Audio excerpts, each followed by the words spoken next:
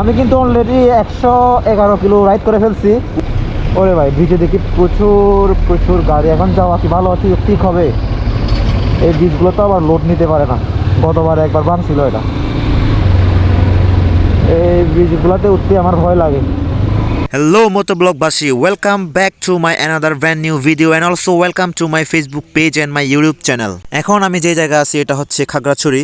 তো আজকে খাগড়াছড়ি থেকে দিঘিনালা পর্যন্ত আমি আমার রাইড আপনাদের সঙ্গে শেয়ার করব। আশা করি আপনারা আমার সঙ্গে আমার রাইড এনজয় করবেন। আর যদি এনজয় করতে না পারেন তাহলেও আমার কিছু করার নাই। ওকে, তো দেখা যাক, রাইড করা যাক, রাইড শেয়ার করা যাক আপনাদের সঙ্গে, যদি এনজয় করতে পারেন আর কি। তো এখন আমি যে জায়গায় আছি এটা হচ্ছে দিঘিনালা স্টেশন বলে সম্ভবত এটারে, কারণ এটা কিন্তু দিঘিনালা না যদিও বা। এখান থেকে হচ্ছে দিঘিনালা যাওয়ার জন্য এখান থেকে গাড়ি ছাড়ে, এই জন্য মনে হয় এটাকে দিঘিনালা স্টেশন বলে। তো আমি এখন দিঘিনালা স্টেশনের এখানে, আর এখান থেকে দিঘিনালা হচ্ছে 20 কিলোমিটার। এই যে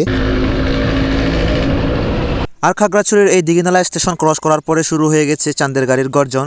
এই রাস্তায় কিন্তু প্রচুর পরিমাণে চাঁদের গাড়ির আনাগোনা। আর এছাড়া চাঁদের গাড়ির সাথে সাথে যে সাদা সাদা যে পিক আপগুলো আছে এগুলো সচরাচর দিঘিনালা অথবা খাগড়াছড়ি থেকে সাজেকের উদ্দেশ্যে এখান থেকে রওনা দেয়, আর সাজেক থেকে এখানে ব্যাক চলে আসে। এই জন্য এখানে প্রচুর পরিমাণে এই চাঁদের গাড়িগুলো দেখা যায়। আর এই চাঁদের গাড়িগুলোকে ওভারটেক করা কিন্তু এতটা সহজ না, কারণ ওদের ফুৎকিতে প্রচুর পরিমাণে কারেন্ট। একটু উল্টাপাল্টা হলে আপনাকে ধাক্কা মেরে একেবারে চাঁদের দেশে ফাড়াই দিবে। ওয়েট, চাঁদের গাড়ির কথা শুনতে শুনতে আপনারা একেবারে আবার চাঁদের দেশে চলে যায় না, কারণ এই যে আমার সামনে একটা দেখেন নতুন লেভেলের সিএনজি, নতুন মানে ডিজাইনের। আর এখন যদি আপনারা চাঁদের দেশে চলে যান তাহলে এই সিএনজি ডিজাইনটা আপনারা মিস করবেন। দেখেন সচরাচর এরকম করে চাকাগুলো প্রাইভেট কারে রাখে, এই সিএনজিওয়ালা কিন্তু ওর সিএনজিতে লাগাই ফেলছে, জ্বালাই তালাই করে, মডিফাই করে। অবশ্য সিএনজি তারে অন্য সিএনজির থেকে একটু বেশি কিউট লাগতেছে, প্রচুর পরিমাণে গ্লুমুলু লাগতেছে সিএনজি তারে। এর আগে কিন্তু আমি সিএনজিতে এরকম করে চাকা রাখতে দেখি নাই, সচরাচর আমরা প্রাইভেট কারে এরকম করে চাকা রাখতে দেখি আর কি। তো সিএনজিওয়ালার ট্যালেন্টটা কিন্তু বলতে হবে, ওর মনে মানে একটা হিডেন ট্যালেন্ট আছে। লুকের দিক দিয়ে এই সিএনজিটাকে 10-এ 10 দেওয়াই যায়। এখন কিন্তু রাস্তায় প্রচুর পরিমাণে পিক আপ ভ্যান, তারপর হচ্ছে ওই চাঁদের গাড়িগুলা, এগুলো সাজেক যাবে আর কি। সাজেকের টুরিস্ট আজকে শুক্রবার, আজকে টুরিস্টের পরিমাণ একটু বেশি হবে আশা করি। সাজেক নাকি সাজেক এক পাক ঘুরে আসলো কি জানি, সাজেকে এক রাউন্ড মেরে তারপর বাগাইচুরিতে ইন করবো।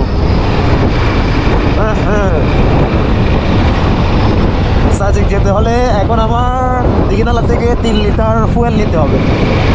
আমার ফুয়েলের পরিমাণ একেবারে নিচে নেমে গেছে, ফুয়েল বেশি নাই। অবশ্য এই ফুয়েল আছে, ফুয়েল নিয়ে সাজেক যেতে পারবো, তবে ব্যাক করতে পারবো না আর কি। আর সাজেকের ফুয়েলের দাম মনে হয় এখান থেকে 10 টাকা বেশি। এখানকার লোকাল যে প্রাইস, এখান থেকে এখানে 130 টাকা ফুয়েল 1 লিটার। আর সাজেকে হচ্ছে 140 টাকা নাকি 45 টাকা কি জানি, গতবারে নিয়েছিলাম 140 টাকা করে মনে হয় লিটার। অবশ্য ওদেরও এত বেশি লাভ হয় না, কারণ ওখানে তেল নিয়ে যাওয়ার জন্য অনেক কষ্ট করতে হয়, অনেক দূরে বাড়ি ভাড়ারও ব্যাপার সেবার আছে, এই জন্য আর কি। তো সবাইকে বুঝতে হবে, তো আমিও বুঝে গেছি। এই জন্য ওখান থেকে ফুয়েল নিতে আমার এত দ্বিধাবোধ করি না আর কি। 10 টাকা বেশি গুণ হয়ে যায় ওদের কষ্টটা দেখলে। এই ভাইয়েরা যে গাড়ি নিয়ে যাচ্ছে, গাড়ি নিয়ে অনেক মজা হবে। উপরে ছাদ নাই তো, পুরো খোলা মেলা সব কিছু দেখা যায়।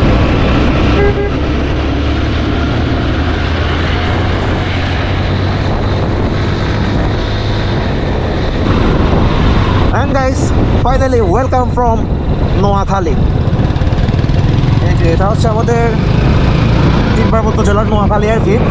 আমাদের পার্বত্য অঞ্চলে একটা নোয়াখালী আছে, এটা হচ্ছে এটা, এই যে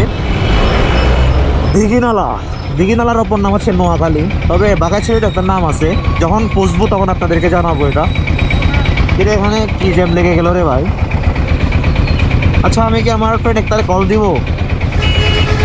দিঘিনালায় আসছি, ওরে কল না দিলে তো কীরকম হয়ে যায়। আমি সামনে যাই, লারমা স্কোয়ারের পরে দাঁড়াই, তারপর ওখান থেকে গিয়ে কল দিব। আরে ভাই, বাসগুলো করতেছে এক ঝামেলা।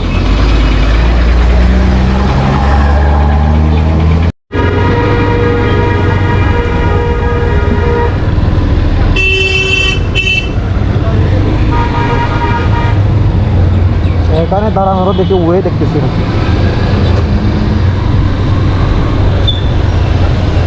যে পরিমাণ জ্যাম বাইরে ভাই।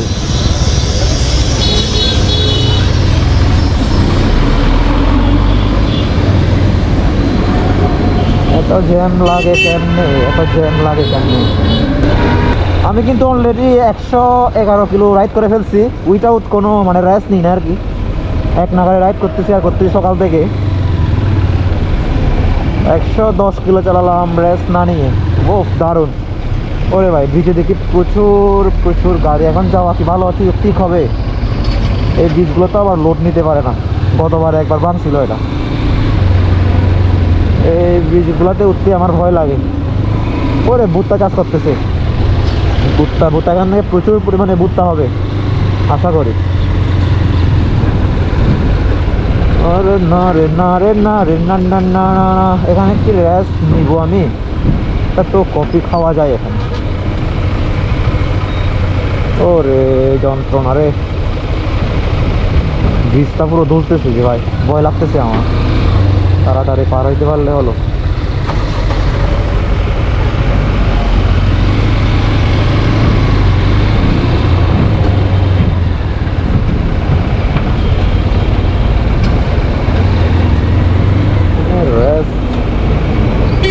ও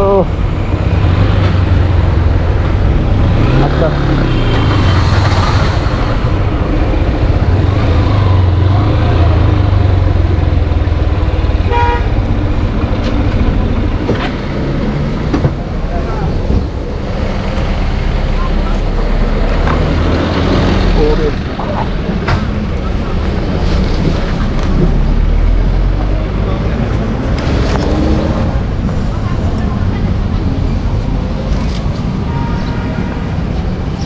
अंकल कॉफी हबो नी?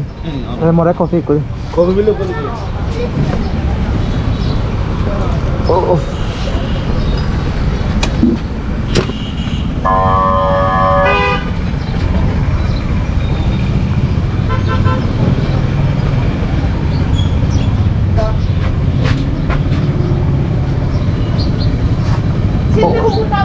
তারপরে এখান থেকে খাই ছাড়া কি,